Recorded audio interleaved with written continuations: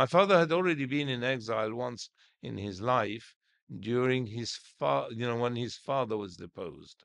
His father, Khalifa Abbas Hilmi II, and he was deposed by the British in 1914. And father had spent most of his life in Switzerland and so on, couldn't get back.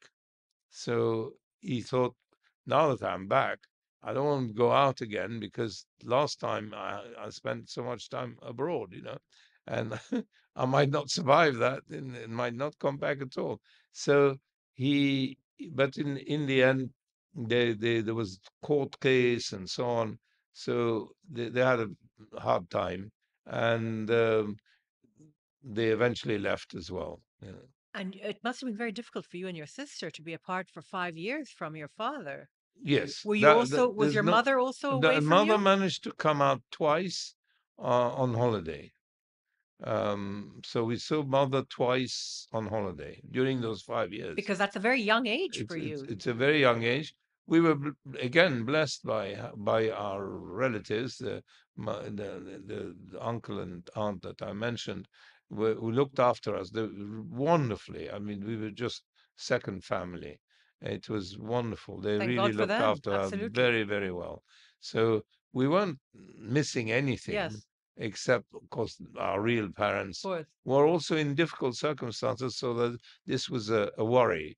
Whenever I think of you, I always think of you as an Anglophile. I never think of you as a Francophile.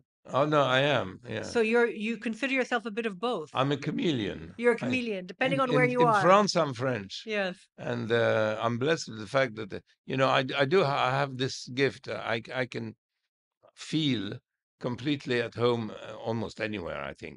But these countries are countries I know very well. Yes. So if I go in the street, I mean, the moment I come back to Egypt, I feel, I'm home. But if I go to Paris, I'm where I haven't lived all that much. I mean, apart from the school, I feel completely comfortable. Well, that's what I Uh, wanted to ask you because having lived in so many different places, where do you consider home I fundamentally? know the original home is Egypt. Is There's no Egypt. doubt about it. Yeah. And today, would it be more Istanbul because your immediate family are there? Yeah, when you see, I I suppose I part of something which no longer exists, because we were brought up to think there was no difference between the two, Yes, virtually. absolutely. That's right. And while you were in the UK and in France as a younger man, and you'd heard all of this sort of propaganda that you just mentioned that was coming out of the Middle East and out of Egypt, how was that for you? How did that feel for you? Did you feel Well, threatened? when I was in abroad, it's frustrating because there's nothing you can do about it. Once you're here, then of course your presence, it means, I don't think I look like a monster, and I'm not a monster. And and I think once you're here, it's no longer quite so frustrating. Is there a balancing act that you have to adhere to when you're in Egypt now, or when you came back, that you felt that there were certain parameters you had to live within? Well, I think that most of us who are westernized Orientals are doing this balancing act, and I'm sure you're very familiar with it. Um, uh, and I think it's very tricky.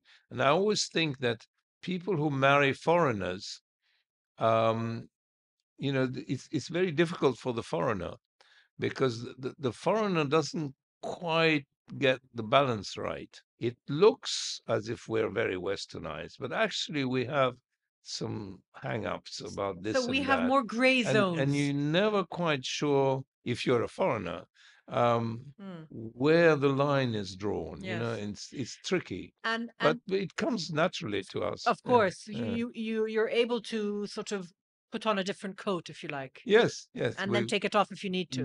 That's what I meant. Yes. We're a bit, yeah, we're a bit chameleon Yes. like, Yes. which we keep changing.